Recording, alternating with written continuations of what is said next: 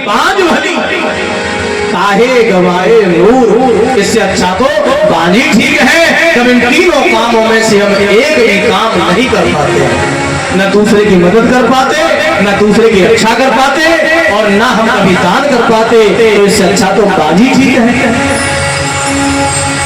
माता बहनों भाई बहनों, हमें हमेशा अपनी भावना दूसरों के प्रति सुंदर रखनी चाहिए, और हम जब दूसरों के प्रति सुंदर भावना रखेंगे, दूसरों के प्रति अच्छा सोचेंगे, तो हमारा भला सबसे पहले होगा। कर भला कहते हैं हमारे बुजुर्ग सभी, कर भला सो होगा भला या बुरा? बुरा नहीं, बहन जी कह रही है नहीं भला, मैं कह रहा हूँ बुरा तो नहीं, भला भला होगा। तो ये गलत हो रही है। कर भला तो होगा भला, और कर बुरा सो, आप बताओ किसका बुरा करने जा रहे हैं? पहले उसका नहीं होगा, हमारा ही बुरा होगा। माता बहनों भाई बंधुओं, एक भैया ने भगवान भोलेनाथ की तपस्या की। अब भोलेनाथ तो भोलेनाथ है, बड़े प्रसन्न हुए। अब जब तपस्या की, भोलेनाथ उनकी तपस्या से प्रसन्न होकर के उनके सामने प्रकट हुए। अब प्रकट होकर के कहने लगे, भगत जी हम तुम्हारी तपस्या से बहुत ही खुश हैं, मांग लो तुम क्या मांगना चाहते हो, और जो भी तुम मांगोगे हम तुम्हें वही दे देंगे, मांग लीजिए। पर हमारे यहाँ एक नियम है, क्योंकि भगवान जानते हैं कि ये किस भावना से तपस्या करने आया है। तो भोलेनाथ ने कहा हमारे यहाँ पर एक नियम है। बोले कौन सा? बोले हमारे यहाँ पर ये नियम है कि यदि आप एक वरदान मांगोगे तो तुम्हारे पड़ोसी को डबल मिलेगा। समझे? वो भगवान भक्त की भावना देख रहे हैं कि तुम ऐसी तपस्या कर रहे हो, अपने घर में पूजा पाठ करते हो, तो तुम्हारी भावना क्या है पड़ोसी के प्रति। तो कहने लगे भैया अगर तुम एक मांगोगे ना तो तुम्हारे पड़ोसी को डबल मिलेगा। बोले तपस्या तो मैंने की है, पड़ोसी को तपस्या आपने की है तभी तो पड़ोसी को डबल मिलेगा, ये तो आप देखिए। तो अच्छा, बोले उसने तो कुछ भी नहीं किया फिर उसको डबल मिलेगा, बिना किए मिल जाएगा? बोले हाँ ये हमारे नियम है। अब भगवान उसकी भावना देख रहे हैं, तो कहा आप जितने भी मांगोगे ना उसका डबल तुम्हारे पड़ोसी को मिलेगा। तो भैया ने सोचा रोज ही कष्ट किया हमने, तपस्या की हमने, तो हमको तो केवल एक मिलेगा और पड़ोसी को डबल मिलेगा, ये कौन सा नियम है? लेकिन हम भी ऐसा ही मांगेंगे, तुम भी याद करोगे जीवन में। तो भगत जी ने मन में सोचा तपस्या तो हम दोबारा भी कर लेंगे, लेकिन ये जो पड़ोसी का चक्कर है ना पहले इसे खत्म करो। तो हम अकेले ही रहेंगे क्या? पड़ोसी का मामला खराब हो जाएगा तो अकेले रहेंगे, फिर करेंगे तपस्या, फिर मांगेंगे मनमानी। कहा ठीक है। कहा सुनो महाराज मैं 2 वरदान मांगूंगा, 2। कहा बिल्कुल जो भी मांगना हो मांग लीजिए। कहा ठीक है। कहा 2 मांगूंगा। अब मेरा जो पहला है वो ये है, ध्यान से सुन लेना। कहा चिंता मत करो भैया हम ध्यान से ही सुनते हैं। कहा पहला हमारा ये है आप हमारी तपस्या से खुश हो? बोले बहुत बहुत, चिंता मत करो, बहुत खुश है। तो हम जो पहला मांग रहे हैं वो ये है कि हमारी एक आंख फोड़ दो।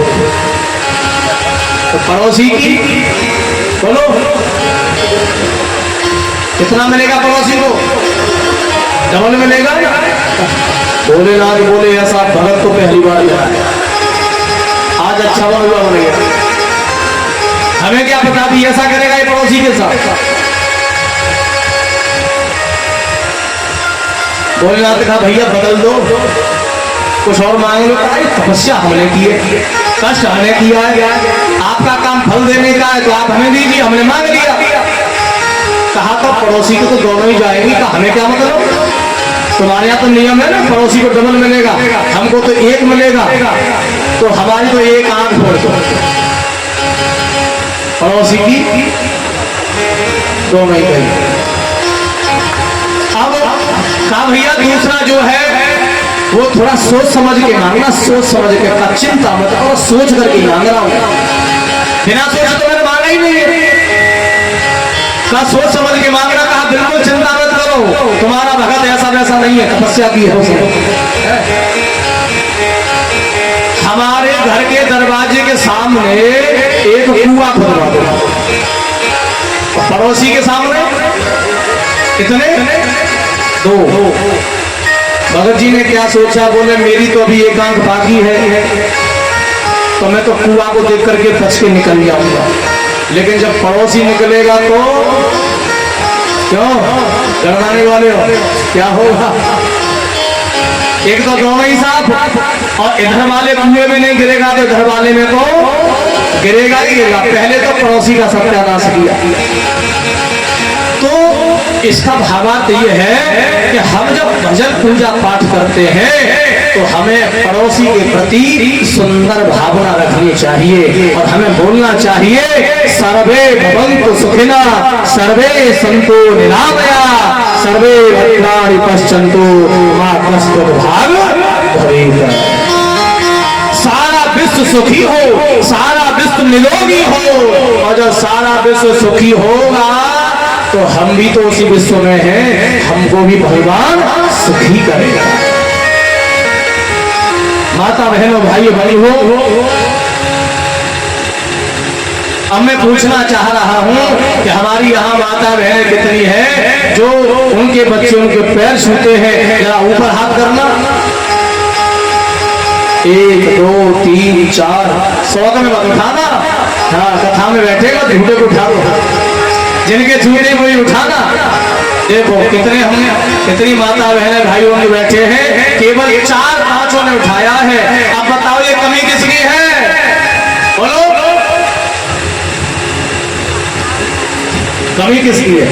गढ़वाले वालों की, उमरपुर वालों की, भरदुआ वालों की,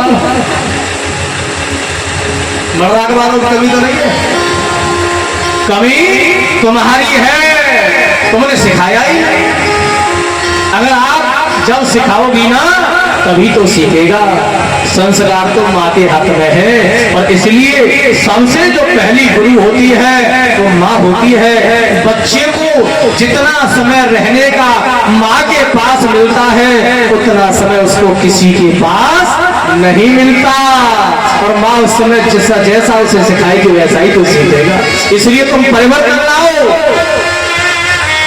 अगर राम राज लाना है तो हमें अपने बच्चों को संस्कार सिखाना है, अपनी सेवा करानी है तो संस्कार देना पड़ेगा।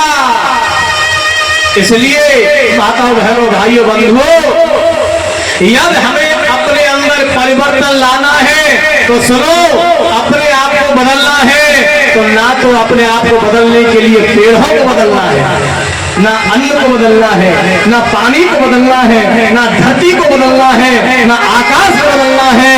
नहीं, यदि हमें अपने आप को बदलना है तो हमें अपने मन को बदलना है। समझ रहे हो कि नहीं? हमें अपने आप को बदलने के लिए आकाश को नहीं बदलने की जरूरत, पेड़ों को बदलने की नहीं जरूरत, पानी को बदलने की नहीं जरूरत। केवल बदलना है तो हमें अपने मन को बदलना है, और जिन्होंने अपने मन को बदल लिया उसका तो सारा जीवन ही बदल जाता है। भगवत प्रेमी सज्जनों, रंग से लोग तस्वीर बदल दिया करते हैं। तुम कैसी बात करते हो? क्या सोच रखा है तुमने मन में? अरे रंग से लोग तस्वीर बदल दिया करते हैं, और कमान से निकला हुआ लोग तीर बदल दिया करते हैं। माना कि मानव तू नहीं बदला, अरे बदलने वाले तो अपने तकदीर बदल दिया करते हैं। तुम कहते हो कैसे बदले? अरे बदलने वाले तो तकदीर भी बदल दिया करते हैं, तुम कुछ करिए तो नहीं। अरे मैयाओ, चीनी से बनी चीज सीरा नहीं होती है। तुम भी तो नारी है, चीनी से बनी हुई चीज सीरा नहीं होती है, और कांच से बनी हुई चीज हीरा नहीं होती है। चीनी से बनी हुई चीज सीरा नहीं होती, नारियां तो नारियां होती है, लेकिन हर नारी मीरा नहीं होती। इसलिए हमें अपने आप को बदलना पड़ेगा। जो मेरा जानती प्रीति किए तो कहो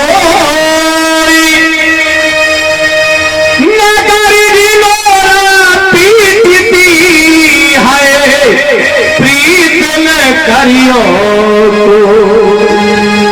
अरे मीराबाई भी वो भी तो एक नारी थी देश की, आज उसने इतिहास बना दिया।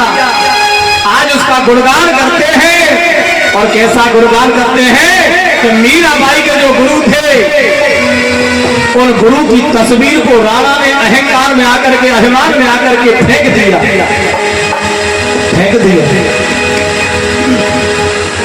अभिमान था राणा को बहुत, और राणा को क्या लग रही थी कि हमारी बेइज्जती हो रही है।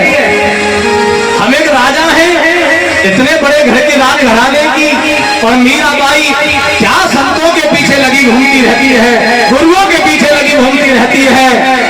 उठाया तस्वीर को फेंक दिया। Thanks for watching Adhyatmasar channel. और अधिक भक्तिमय वीडियो देखने के लिए कृपया चैनल को सब्सक्राइब करें, लाइक करें और कमेंट करें।